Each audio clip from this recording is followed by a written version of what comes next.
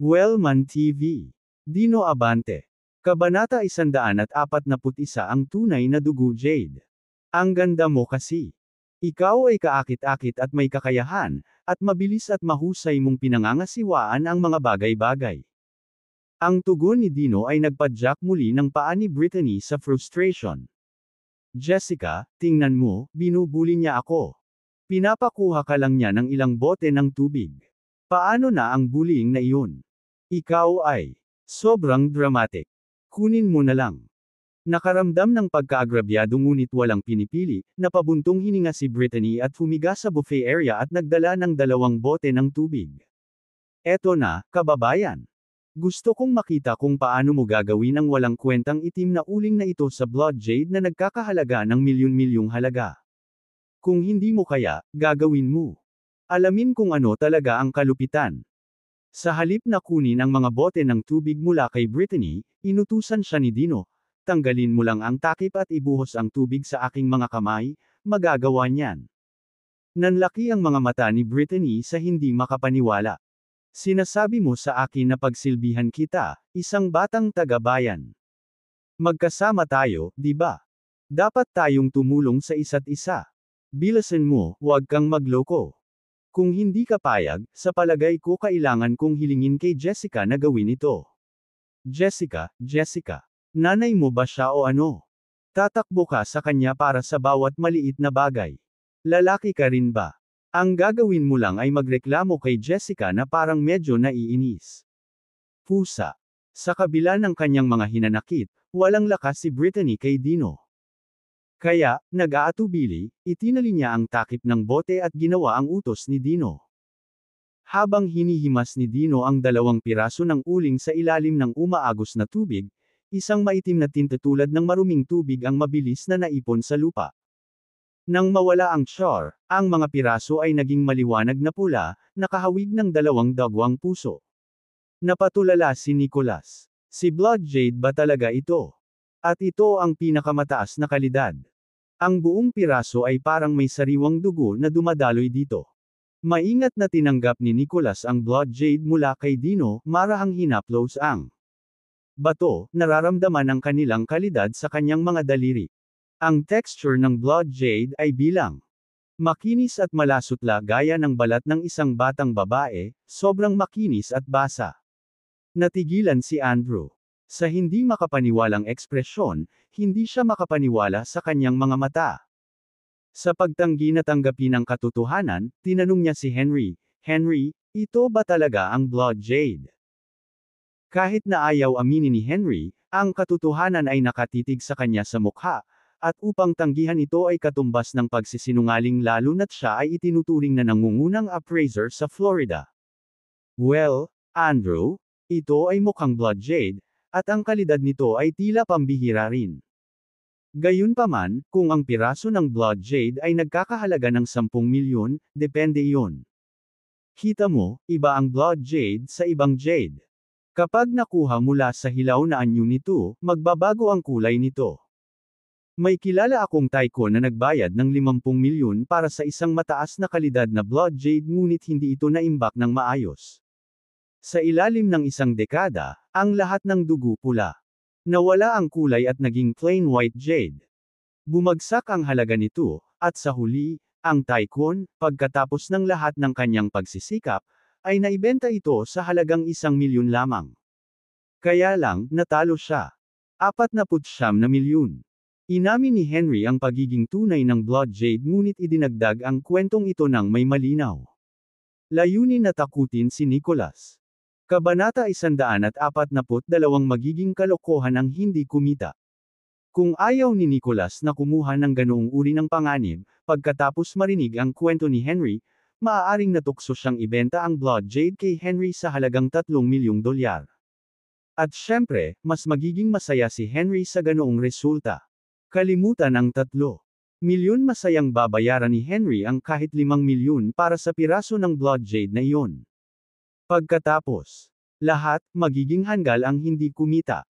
Ang kwento ni Henry ay nagtataglay ng isang lihim na motibo, na syempre maiintindihan ni Nicholas. Nag-flash ang kanyang signature smile, nagtanong si Nicholas, ano ang pinagsasabi mo sa kwentong iyan? Henry, hindi ko masyadong naintindihan ang ibig mong sabihin. Ang aking mga salita ay malinaw at simple. Ang isang matalinong tulad mo, Nicholas, ay hindi maaaring magkaroon. Hindi naiintindihan. Sa totoo lang hindi ko naabutan ang pag-anod mo. Maaari ka bang maging mas direkta, Henry? Mukhang totoong blood jade ito, pero mahirap pangalagaan ang blood jade, hindi katulad ng iba. Mga bato. Kaya, kahit na ito ay nagkakahalaga ng 3 milyon ngayon, ang halaga nito ay maaaring kalahati sa isang buwan. Ano ba talaga ang iminumungkahi mo, Henry? Mahilig ako kay jade noon pa man. Kung payag ka, gusto kong bilhin ang blood jade na iyon. 3 milyong dolyar. Halos hindi pa nagawa ni Henry ang kanyang alok nang umasim ang mukha ni Andrew. Dinala niya rito si Henry, at ilang sandali lang ay kinukot siya ni Henry ang tinatawag na piraso ng walang kwentang plastic. Ngayon si Henry ay sabik na nagmumungkahi na bilhin ito. Ang kanyang pag-uugali ay isang tahasang sampal. Sa mukha ni Andrew. Mabilis na sumabak sa usapan si Andrew na may paalala. Henry, bakit ayaw mo? Tingnang mabuti. Kung ang bagay na iyon ay isang blood jade, ang kalidad nito ay parang katamtaman. Oo naman, ito ay maliwanag, ngunit paano natin matitiyak na ang makulay na pula ay hindi pangkulay? Ang pagtitina ay ang pinakakaraniwan paraan ng peking jade. Henry, ikaw ang nangungunang appraiser ng Florida. Nadulas ka minsan, which ay naiintindihan. Ngunit ang pangalawang pagkakamali ay maaaring masira ang iyong reputasyon. Naunawaan ni Henry kung ano ang pagmamaneho ni Andrew ngunit hindi niya mapigilan ang kanyang pagkahumaling. Ang blood jade. Kung maaari niyang makuha ito, ang kailangan lang niyang gawin ay umarkila ng isang master carver. Gawin ito, at ang halaga nito ay maaaring dumami ng 10 ulit. Ang isang piraso ay nagkakahalaga na ng 10 milyon. Maaaring umabot sa 100 milyon. Upang palampasin ang isang deal na tulad niyan, isang beses sa isang buhay. Pagkakataong maging 100 milyon ang 3 milyon, hindi na niya kailangang magdalawang isip. Ang bayad na natanggap ni Henry para sa paglalakbay mula sa Florida, 1 milyon lamang, ay hindi kumpara sa potensyal na deal na nauna sa kanya. Kaya, hindi naramdaman ni Henry na obligasyon na ipasa ang 100 milyong dolyar na deal sa 1 milyon dolyar na bayad na binayaran ni Andrew. Hindi mo kailangang mag-alala, Andrew. This time sigurado na ako. Talagang sulit ang blood jade na ito. 3 milyon, kumpiyansa na iginiit ni Henry at pagkatapos ay umaasang lumingon kay Nicholas. Anong masasabi mo, Nicholas? Ang blood jade na ito ay isang 3 milyong dolyar na pagbili mula kay Dino, at gusto mo itong bilhin sa parehong presyo mula sa akin. Pero ibig sabihin hindi ako kumikita. Paano ito, dagdag ko ng 50,000 sa presyo. Mag-aalok ako sa iyo ng 3 milyon at 50,000 dolyar para sa blood jade. Ano sa tingin mo? Basically, para sa halos walang ginagawa, maaari akong agad na kumita ng 50,000 dolyar.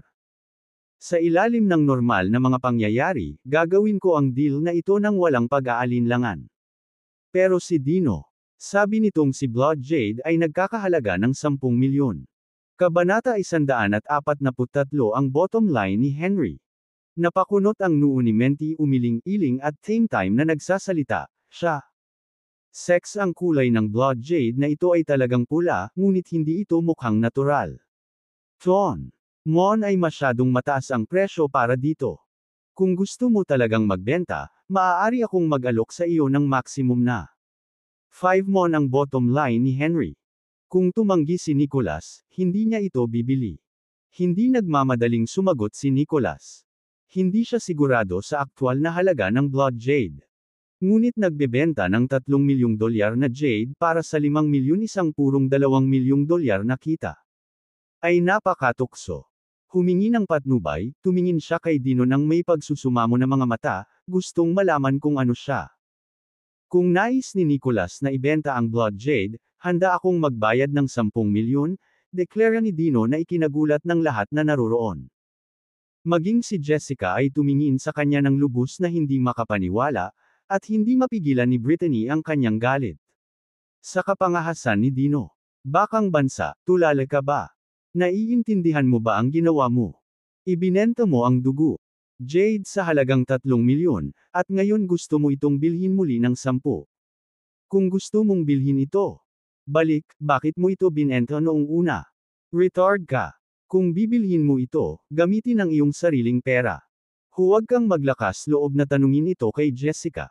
Pera yan ni Jessica, wala akong hinihingi sa'yo. Anong sinisigawan mo, nasisiraan ka na ba ng bait? At saka, ako ay isang normal na tao. Hindi ako aasa sa isang babae para kumita ng pera.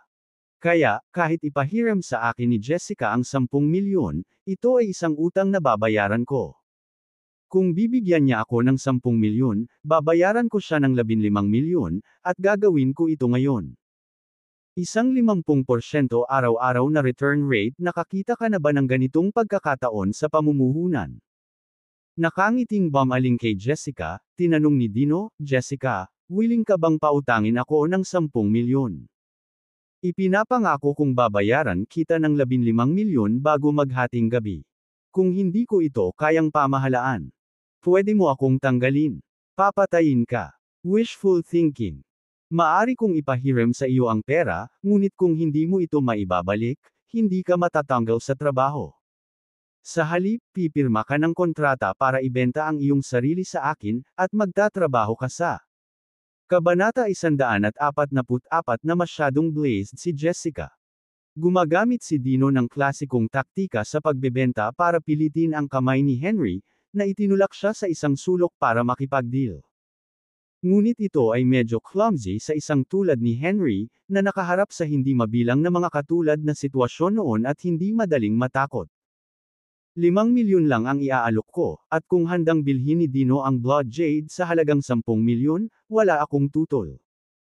Inaasahan pa rin ni Henry na makuha ang Blood Jade para sa 5 milyon, na nagpapaalala kay Nicholas, ang alok na ito ay mananatili lamang kung pipiliin mong harapin ako mula sa simula. Kung tatanggihan mo ang alok ko at nambobola lang si Dino, ayaw gumastos ng 10 milyon, pagkatapos ay bumaba ang aking alok sa 3.5 milyon. Ang negosyo ay negosyo, at kung tumanggi ka ngayon pero magdedesisyon na magbenta mamaya, bibili ako pero mababawasan ang offer ko. Dahil sa taktika ni Henry, na-corner si Nicholas dahil alam niyang sinusubukan siyang tulungan ni Dino at nag-alinlangan si Dino na gagastos talaga si Dino ng 10 milyon. Pagtanggap sa alok ni Henry. Nangangahulugan ito ng mabilis na 2 milyong dolyar na kita, na medyo mapagbigay na. Natukso si Nicholas. Akmang tatanggapin ni Nicholas ang alok ni Henry, lumingon si Dino kay Jessica at sabi, Jessica, ibigay mo kay Nicholas ang pera. Okay. Agad na naglipat ng 15 milyong dolyar si Jessica. Ang lahat ay nagulat muli. Hindi makapaniwalang tumingin sila kay Jessica, pagkatapos ay kay Dino na may mas malaking pagtataka. Si Jessica ay kilala bilang isang mapagpasyang babae na hindi basta-basta tumatanggap ng payo ng sinuman. Ano ang naging katulong nitong batang lalaki sa bansa? Tapos na para sa kanya na magtiwala sa kanya ng walang laman. Para sa karamihan ng mga tao, ang 10 milyon ay isang kapalaran na hindi nila kikitain sa buong buhay, ngunit tila ibinigay ito ni Jessica nang hindi kumukurap sa batang taga-bayan na ito. Natagpuan ito ni Brittany. Mahirap tanggapin. Jessica, 10 milyon yan. Paano mo maibibigay ito sa batang taga-bayan ng ganoon kadali? Hindi mo ba siya masyadong ini-spoil? Hindi ikaw ang kanyang ina. Pinapahiram ko kay Dino. Pinahiram ko siya ng 10 milyon, at kailangan niyang ibalik sa akin ang 15 milyon pagsapit ng hating gabi. Isang 50% pang araw-araw na rate ng pagbabalik, bigyan ako ng dahilan upang hindi dumaan. Kasama nito. Okay, Jessica, eto lang kung bakit ang galing niya magsalita ng malaki. Wala siyang tunay na kakayahan, puno lang siya ng mainit na hangin. Imposible ang pagbabayaran niya sa iyo ng 15 milyon pagsapit ng hating gabi. Kung pwede o hindi, hindi pa namin alam. Pagdating ng panahon, makikita natin ang resulta. Brittany, kung makakagawa ka ng 50% return para sa akin sa isang araw, ikalulugod kong pautangin ka rin ng 10 milyon. Dahil sa tugon ni Jessica, nawalan ng masabi si Brittany. Hindi siya naniniwalang kaya niya. Mangako tulad ng kay Dino, na gawing mahigit 15 milyon ang 10 milyon sa loob ng wala pang isang araw. Kung magagawa niya iyon, hindi na niya kailangang magtrabaho sa The Matthews Organization. Wala akong ganoong kakayahan, pero hindi rin naman ako nagyayabang gaya niya. Maghintay at tingnan lamang, Jessica. Tatapusin ng batang taga-bayan ang 10 milyon na iyon, at sa palagay ko ay hindi siya kikita. Pagkatapos ng sinabing iyon, napangisi si Brittany kay Dino. Well, country boy, binigay sa iyo ni Jessica ang 10 milyon. Ngayon ay iyong pagkakataon upang ipakita sa amin kung ano ang maaari mong gawin. Gusto kong makita kung paano mo ibebenta ang Blood Jade na iyon kay Henry sa halagang 15 milyon. Kabanata 145 20 milyon. Nagkamali ako kanina, siguradong hindi ko maibebenta itong Blood Jade kay Henry ng 15 milyon, biglang deklara ni Dino, na nagdulot ng panibagong pagkagulat sa mga tao. Muling ngumisi si Brittany, na naiinis na tanong, so, inaamin mo na nabluff ka? Ikaw ay kinikilala na hindi mo maaaring ibenta ang Blood Jade sa halagang 15 milyon. Sabi ko mali ako dahil humiram ako ng 10 milyon kay Jessica, at kailangan kong bayaran kanyang 15 milyon. Kung ibebenta ko ang Blood Jade sa halagang 15 milyon lang, hindi ko gagawin. Gumawa ng anumang kita, tama. Para maiwasan iyon, nagpasya akong itaas ang presyo ng dugo Jade sa 20 milyon. Sa ganoong paraan, maaari akong kumita ng maliit na tubo na 5 milyon. Halos mailuwa ni Andrew ang iniinom sa sinabi ni Dino sa frustration. Anak ng bansa, gawin mo. Naririnig mo rin ang sarili mo. 5 milyon. Isang counting tubo. Nag-shovel ka na ba? Dumi sa bukid sa sobrang tagal na nawala sa ulo mo. Isa akong general manager. At ang aking kabuang netong kita mula sa lahat ng mga operasyong pinaghirapan ko sa loob ng kalahating taon ay mas kaunti. Higit sa 3 milyon. Nagsasabi ng totoo si Andrew. Ang ArmCorp ay palaging nasa ilalim ng pamamahala ng kanyang ama, si Rainbow Armstrong, na kamakailan lamang ay nagbigay ng tungkulin kay Andrew upang pangasiwaan ang ilang simpleng operasyon ng negosyo. Noong una ay naisip ni Andrew na sa lakas ng ArmCorp, magiging madali ang pagnenegosyo, panalo at kainan lang ng mga kliyente. Gayunpaman, pagkatapos magsimula sa trabaho, natanto niya na ang negosyo ay hindi ganoon ka-simple.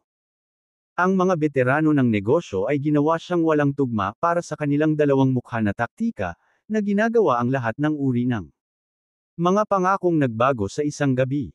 Sa kabila ng pagsasara ng ilang malalaking deal sa nakalipas na 6 na buwan, karamihan ay hindi nabawi ang kanilang mga pamumuhunan.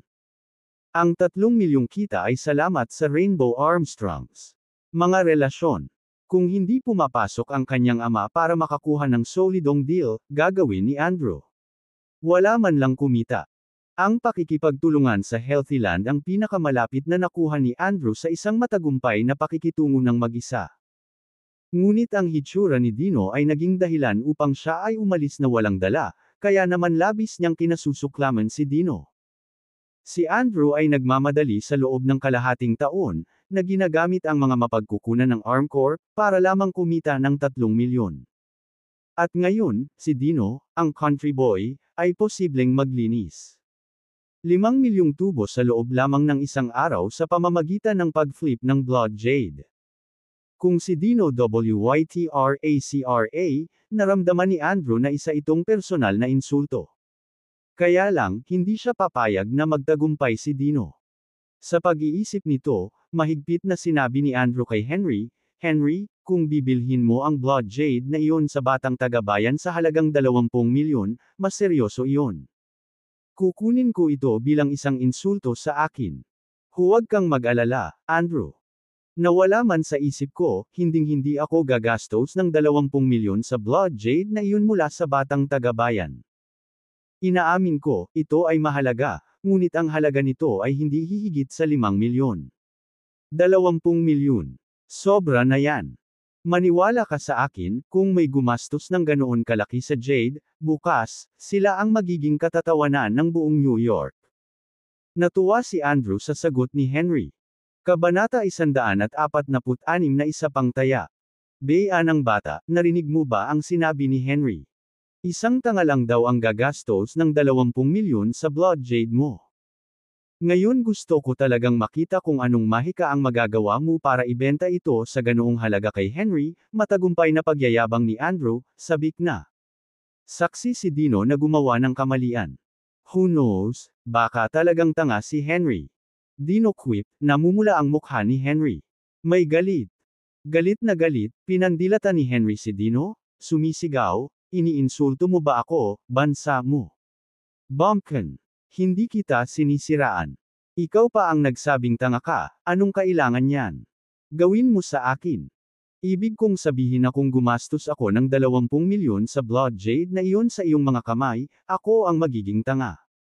Sa tingin mo ba, tanga ako para gumastos ng 20 milyon sa isang walang kwentang jade? Nako Henry, bibili ka talaga. 20 milyon ang gagastusin mo sa blood jade na ito, confident na deklara ni Dino. Nang marinig ito, nakadama si Andrew ng pagkakataon at mabilis. Gumawa ng bagong plano. Dahil sigurado na si Dino, paano na tayo magpustahan?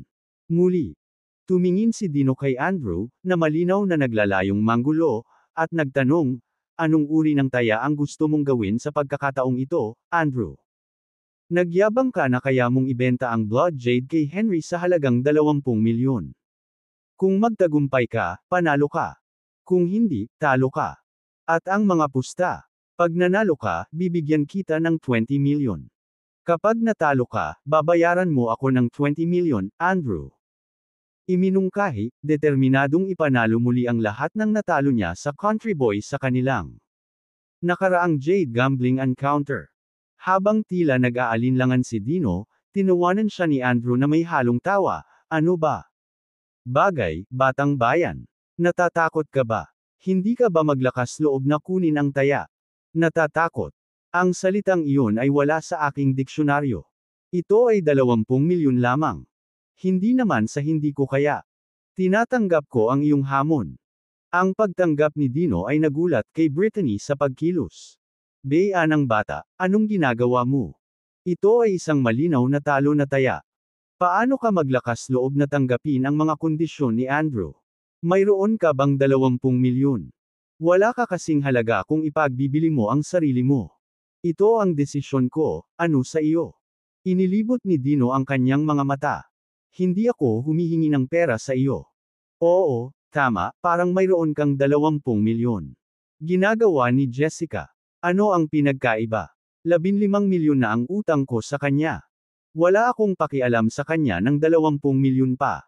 20 million man o 35 million, numero lang ano ang pinagkaiba. Dahil sa kawalang interes ni Dino, napatadyakan ni Brittany ang kanyang mga paa sa inis. Lumingon siya.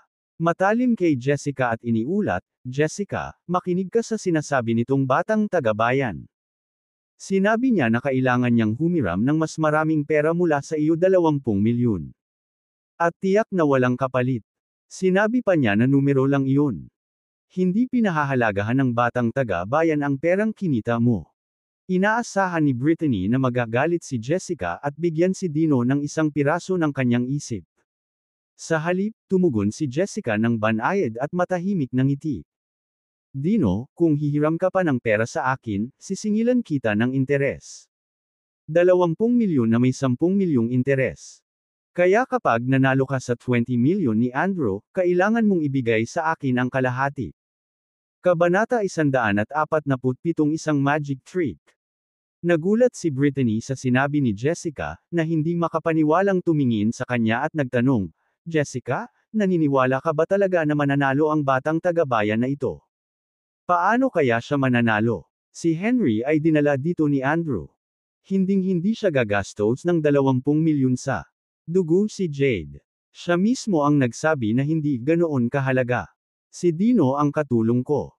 Kung hindi ako maniniwala sa kanya, sino ang dapat kong paniwalaan? Sagot ni Jessica. Napamulat ng mata si Brittany sa pagkadismaya sa naging tugon ni Jessica, kahit na hindi siya naglakas loob na humagulgol dahil kausap niya ang kanyang amo. Sa halip, mahina niyang iminungkahi, Jessica, itong pastahan na ginawa ng batang taga-bayan kay Andrew, siguradong matatalo siya. 100%. At kung natalo siya, paano niya babayaran ang 20 milyon na iyon? Hindi, gusto mo rin ng interes, kaya 30 milyon iyon. Plus yung 15 milyon na inutang niya sa'yo, 45 milyon na yun sa kabuuan. Kahit ibenta mo siya, hindi naman siya kukuha ng ganoon kalaki, di ba? Hindi siya magpapatalo. At paano kung gawin niya? Kung natalo siya at hindi kanya mabayaran, ano ang gagawin mo? Kung matatalo siya, magtatrabaho siya sa The Matthews Organization habang buhay. Mahal na Jessica, 45 milyon na. Hindi siya kikita ng ganoon kalaki sa buong buhay niya, ikaw. Alam mo yan. Kung ganoon, papatrabaho ko rin siya sa kabilang buhay. Walang imek, napalingon si Brittany kay Dino. Bea ng bata, ipinagmalaki mo ang pagbebenta mo sa Blood Jade na iyon kay Henry ng 20 milyon, di ba? Ang entablado ay sa iyo. Simula ng iyong palabas. Lahat ng mata ay nakatuon kay Dino, naghihintay na makita ang kahihiyan ng batang taga-bayan. Si Henry, sa kanyang bahagi, ay tumingin kay Dino ng may katuwaan, na gustong makita kung paano niya ito hikayati na humiwalay sa 20 milyon para sa Blood Jade. Ano man ang maaaring sabihin ni Dino, sigurado si Henry na tatanggi siya. Pagkatapos, kinuha ni Dino ang kalahati ng Blood Jade at hinampas ang isang piraso laban sa isa na parang mga batong-bato. Pumalakpak. Pumalakpak. Pagkatapos ng dalawang welga, lumitaw ang mga spark mula sa Blood Jade, pagkatapos ang dalawang piraso ay sumabog sa apoy. Ang maliliit ngunit matangkad na crimson na apoy ay kumikislap mula sa mga piraso ng Jade. Kakaiba, nasa kamay pa rin ni Dino ang mga piraso. Ang kanyang mga kamay ay tila nilalamon ng naglalagablab na pulang apoy, ngunit walang bakas ng anumang paso. Natigilan ang lahat. Anong ginagawa ni Dino? Si Brittany ang unang nag-react, na may malamig na tawa. Hey! Sa pag-aakalang nakikita niya ang daya, kinukutsa niya si Dino. Anak ng bansa, gumagawa ka ba ng magic trick? May nilagay ka ba sa Blood Jade, para kapag pinagsama mo sila, nagliyab sila? Hindi mo akalain na makukumbansi ng ganoong magaspang na magic trick si Henry na bilhin ang iyong Blood Jade sa halagang 20 milyon, hindi ba? Sinabi na ni Henry na ang Blood Jade na ito ay nagkakahalaga ng hindi hihigit sa 5 milyon. Ngayon, hulaan ko na ito ay nawasak ng apoy. Kalimutan ang 5 milyon. I don't think kahit na worth it itong si Jade. I've daang box ngayon. Kaya, itigil ang pag-aaksaya ng oras ng lahat, bayaran ng 20 milyon kay Andrew, at aminin. Umalis ka. Kabanata 148 inihagis sa hangin. Si Brittany ay hindi malay na naniniwala na si Jessica ay hindi may iwasang pakasalan si Andrew, ito ay isang oras lamang. Kaya, sa kanyang isip, kung nawala ni Dino ang 20 milyon kay Andrew, sa huli ay babalik din ito kay Jessica, at kaya hindi talaga ito isang kawalan. At saka, kapag natalo si Dino, siya ang magiging katatawanan ng lahat. Hindi lang niya ipapahiya ang sarili niya, kundi ipapahiya niya si Jessica at The Matthews Organization. Sa sandaling natalo siya, binalak ni Brittany na palakihin ang sitwasyon kay Jessica, palakihin ito, at sa gayon ay itaboy ang batang taga-bayan na ito mula sa tabi ni Jessica. Minsan at para sa lahat. Matapos manood ng ilang sandali, nang walang anumang mga bagong tuklas maliban sa ang apoy ay maganda, Andrew scoffed kasama Brittany. Hey! Pagkatapos ay tinuya niya si Dino sa isang nakakainsultong boses. Bea ng bata, bahagi ka ba ng ilang tropa ng akrobatika ng Nayo noon? Ang munting magic trick na iyon ay hindi masama. Ngunit ang ganitong uri ng bagay ay mabuti lamang para sa panlilinlang sa mga hindi makamundong taga-Nayon, hindi sa mga taga-New York. At sinusubukan mong lokohin si Henry. Ang nangungunang appraiser ng Florida, si Henry. Nakita ni Henry ang mundo. Hindi siya gagastos ng 20 milyon sa Blood Jade mo dahil lang sa ginawa mong paso. Bumaling kay Henry, hinimok ni Andrew, Henry, ilantad ang maliit na panlilinlang ng batang taga-bayan na ito. Hindi pinansin ni Henry ang sinasabi ni Andrew. Sa halip, paulit-ulit siyang umiiling sa pagkamangha, bumubulong, imposible.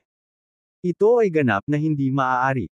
Inilahad ni Dino ang kanyang kamay, hawak pa rin ang nasusunog na blood jade, patungo kay Henry. Ang pagtingin mo lang sa iyong mga mata ay hindi gaanong malalaman, Henry. Kung gusto mong talagang maunawaan ang tunay na kalidad nitong blood jade, kakailanganin mong maramdaman ito gamit ang iyong mga kamay. Oo, oo. Para talagang maunawaan ang kalagayan nitong blood jade, kailangan ko itong hawakan. Sa pagkabalisa, iniunat ni Henry ang kanyang kamay para kunin ang blood jade na iniaalok ni Dino. Totoo. Ito ay tunay na Ice and Fire Blood Jade. Bibilhin ko ito ng 20 milyon. Babayaran kita ngayon din. Ayaw nang maantala pa ni Henry ng ilang sandali ang ganoong uri ng Blood Jade. Hindi mabibili ng salapi. Kahit na gumastos siya ng 20 milyon upang makuha ito ay magiging isang kumikitang pamumuhunan. Nagulat ang lahat, hindi makapaniwalang nakatingin kay Henry. Gayunpaman, walang pakialam si Henry sa kanilang mga titig at mabilis na binayaran ang 20 milyon para makuha ang Yellow at Fire Blood Jade. Kapag nasa kanya na ito, pinahahalagahan niya ito tulad ng isang nasa sabik na bata. Ituloy mo ang laro mo, Andrew, kailangan kong umalis ngayon, kailangan kong suriin ng maayos itong Ice and Fire Blood Jade. Bulalas ni Henry, mahigpit na niyakap ang Jade habang tumatakbo ito. Ito ay isang kayamanan na hindi matatawaran ang halaga, at kailangan niya itong itago ng mabilis bago ito nakawin ng sinuman. Tumakas si Henry. Kitang-kita ang hindi paniniwala ni Andrew. Ang Henry na binayaran niya ng $1,000,000 para dalhin sa Jade Gambling ay tumakbo lang ng ganoon. Napatulala si Andrew. Habang pinagmamasdan niya ang umaatres na figure ni Henry, nakatayo siya roon, nanlamig. Ipinakita ni Dino ang screen ng kanyang telepono sa harap ni Andrew, na nagpapakita ng isang resibo ng transaksyon para sa 20 milyon, na inilipat ni Henry. Andrew, binili ni Henry ang aking blood jade sa halagang 20 milyon. Natalo ka, at 20 milyon ang utang mo sa akin ngayon. Hindi ba oras na para maging maganda ang iyong taya? Kabanata 149 na Jade Realm. Dahil sa inis, nagdikit ang mga ngipin ni Andrew at, tulad ng isang petulant na babae, ay nagpakawala ng ungol at tinadyakan ang kanyang paa. Nang makita ang tampuhan ni Andrew, hindi napigilan ni Dino ang pagtawa. Anong problema, Andrew? Hindi mo kakayanin ang pagkatalo. Sinong may sabing hindi ko kakayanin? 20 milyon lang naman diba? Ililipat ko na sayo. Ngunit para sa record, dapat kang sumali sa isang laban sa pagsusugal sa akin ngayong gabi kung kukunin mo ang aking 20 milyon. Kailangan mong tanggapin ang anumang taya na hinahamon ko sa iyo kahit ano paman. Kung sino man sa atin ang gustong mag-back out, kailangang ibalik ng taong iyon ang lahat ng panalo sa isa pa. Inilatag ni Andrew ang kanyang mga kondisyon. Naniniwala siya na kahit paulit-ulit siyang matalo, basta manalo siya ng isang beses, kaya niyang ibalik ang lahat kay Dino. Kaya nagdemand siya. Habang nag-uusap sila, dumating si Christopher, hindi nag-iisa, ngunit may kasamang isang kilalang mukhang nasa katanghaliang gulang na lalaki. Ang lalaking ito ay si Isaac Martinez, ang may-ari ng Jade Realm ng DC, at siya ang nangungunang eksperto sa Jade Gambling sa USA, na kilala bilang hari ng Jade Gambling. Ang Jade Realm ay lumago mula sa isang maliit na kilalang tindahan hanggang sa numero 1 Jade Store ng DC sa loob lamang ng isang dekada, salamat sa galing ni Isaac sa Jade Gambling. Si Isaac ay nagsuot ng gintong rimmed na salamin at nakasuot ng monkey ring sa kanyang kanang hinlalaki, isang pamana ng pamilya na ipinasa sa kanya ng kanyang lolo. Ang singsing ay nagbigay sa kanya ng kakaibang kakayahang maramdaman ang presensya ng Jade sa loob ng isang bato sa pamamagitan lamang ng pagpindot. Gayunpaman, ang gayong pag-unawa ay mapaghamong, at maaari lamang umasa si Isaac sa kanyang sense of touch. Namana ni Isaac ang monkey ring sa edad na 8 at nagsanay sa loob ng 30 buong taon bago niya mahinang makaramdam ng Jade sa loob ng bato. Sa edad na 39, nagpunta siya sa DC ng mag-isa at sinimulan ang Jade Realm. Sa mga talentong ipinagkaloob ng monkey ring, nagsugal siya sa Jade Gambling sa paligid ng lungsod, sa kalaunan ay nakuha ang karangalan ng Jade Gambling King at ginawang premier Jade Store ng DC ang Jade Realm. Andrew, nakikisali ka ba sa Jade Gambling dito? Tanong ni Christopher. Tumango si Andrew at sumagot, "Syempre, kaya ako nandito ngayong gabi. Perpekto yun dahil nagdala ako ng eksperto sa Jade Gambling. Siya ang Jade Gambling King ng USA, ang may-ari ng Jade Realm Isaac ng DC." Ipinakilala ni Christopher si Isaac kay Andrew. Bagamat hindi pa siya narinig ni Andrew dati at hindi gaanong naiintindihan ang tungkol sa industriya ng Jade, para magkaroon ng partnership sa Prosperi Group at maging estratehikong kaalyado ng The Evans sa New York, ginawa niya ang kanyang takdang aralin. Alam ni Andrew kung sino si Isaac at kung ano ang kaya niya gawin. Hinayla niya si Christopher sa tabi at bamulong, "Mr. Christopher, dinala mo ba si Isaac dito para lang sa isang Jade Gambling show?" Sa halip na direktang sumagot, sinagot ni Christopher, "Hindi ba ang dahilan mo para pumunta dito ngayong gabi para lang sa Jade Gambling?" "Of course not. I'm here to secure a partnership with the Prosperi Group, to land Chris, ang Florida magnate. Inimbitahan ko si Isaac dito dahil alam ko ang plano mo, Andrew, at gusto kong tulungan kanya," paglalahad ni Christopher. Hindi ko masyadong maintindihan, pagtatapat ni Andrew. Ang Prosperi Group ay pangunahing nakikitungo sa Jade. Bagamat ikaw ay matalino at mabilis na nakakakuha, upang lubos na maunawaan ang lahat ng uri ng Jade at ang kanilang mga katangian ay magdadala sa iyo ng maraming oras. Hindi ko irerekomenda na pumasok ka sa negosyo nang hindi naiintindihan ang Jade. Pagkatapos ng lahat, habang ang industriya ng Jade ay maaaring magdala ng malaking kita, ito rin ay nagdadala ng malaking panganib. Iikot para i-claim ang iyong surprise reward. Kabanata 150 babala ni Andrew. So, dinala mo dito si Isaac. Inaasahan mo bang magtatrabaho siya sa ilalim ko para sundin ang utos ko? Tanong ni Andrew. Si Isaac ang hari ng Jade Gambling, at pagdating sa pagtatasa ng Jade, kung sinasabi niyang pangalawa siya, walang sinuman sa USA ang maglalakas loob na mag-claim muna. Ganoon ba talaga kahanga si Isaac? Tanong ulit ni Andrew. Matapos matutuhan ang kanyang leksyon kay Henry, nadama ni Andrew na kailangan niyang maging maingat. Kung siya ay pinagtaksilan ng 2 beses sa isang gabi, nag-alinlangan siyang matitiis niya ang kahihiyan. Oo naman. Huwag kang mag-alala, Andrew. Nakausap ko na si Isaac, at tiyak na tutuparin niya ang mga utos mo nang walang tanong. Habang si Isaac ay may kaalaman tungkol sa industriya ng Jade at ang kanyang Jade Realm ay ang nangungunang Jade Store sa DC, ang kanyang kayamanan ay namumutla kumpara sa iyong pamilya. Gusto ni Isaac na sumakay sa barko ng The Evans, ngunit kailangan niyang umasa sa iyong lakas, Andrew, at sa pamamagitan ng extension, sa plataporma ng ArmCorp. Paglapit kay Isaac, tinanong ni Andrew, "Isaac, gusto mo bang sumama sa amin?" "Oo, Andrew. Kung gusto mong sumama sa amin, kailangan mong maglagay ng totoong tae sa mesa dahil wala akong pake sa mga walang kwentang tao. Kung wala kang silbi, I suggest na mawala ka sa paningin ko."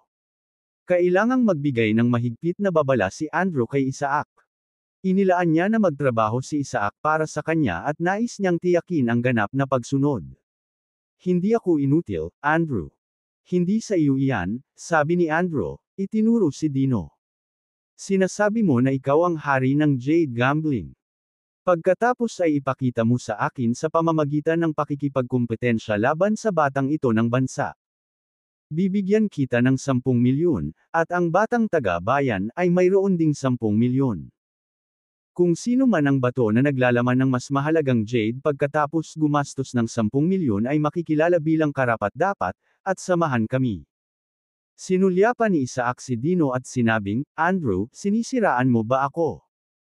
Wala akong narinig tungkol sa batang taga-bayan na ito, at hindi ko naaalala ang kanyang pangalan sa alinman sa mga espesyal na listahan ng mga pangunahing lugar ng Jade Gambling. Gusto mo itong walang sinumang makipagkumpetensya sa akin sa Jade Gambling? Napakaliit ba ng tingin mo sa akin? Kilala mo ba si Henry? Si Henry ba ang tinutukoy mo, ang nangungunang appraiser ng Florida?" "Oo, siya. Nakipaglaro lang siya sa batang taga-bayan na ito at natalo, pagkatapos ay tumakas. Kaya, naniniwala ako. Ang batang taga-bayan ay isang karapat-dapat na kalaban para sa iyo. Andrew, hindi ka nagbibiro. Natalo si Henry sa batang taga-bayan. Tumingin muna si Isaac kay Dino na hindi makapaniwala, pagkatapos ay bumalik kay Andrew. Gayunpaman, narinig ko lang ang reputasyon ni Henry at hindi ko pa siya nakilala ng personal, kaya hindi ako sigurado kung malakas siya gaya ng sinasabi ng mga chismis. Hindi ko alam kung paano o bakit siya natalo, pero kung matalo siya ng isang batang taga-bayan, hinala ko na hindi tumutugma ang kanyang mga kakayahan sa kanyang katanyagan. Kaya tiwala ka na kaya mong talunin ang batang taga-bayan. Kalahating mata lang ang kailangan ko para matalo siya. Mabuti. Sana hindi mo ako binaygo. Pagkatapos ng briefing kay Isaac, nilingan ni Andrew si Dino. Anak ng bansa, naglakas loob ka bang maglaro? Kalimutan na natin ang ating nakaraang laro at magsimulang muli. Ikaw at siya, simula sa 10 milyon bawat isa. Pagkatapos mong gastusin, ang sinumang pumili ng pinakamahalagang bato ang siyang mananalo. Kung tungkol sa taya, magsimula tayo sa maliit, tawagin natin itong 10 bilyon. Kung sino ang matalo ay dapat magbayad ng 10 bilyon sa nanalo.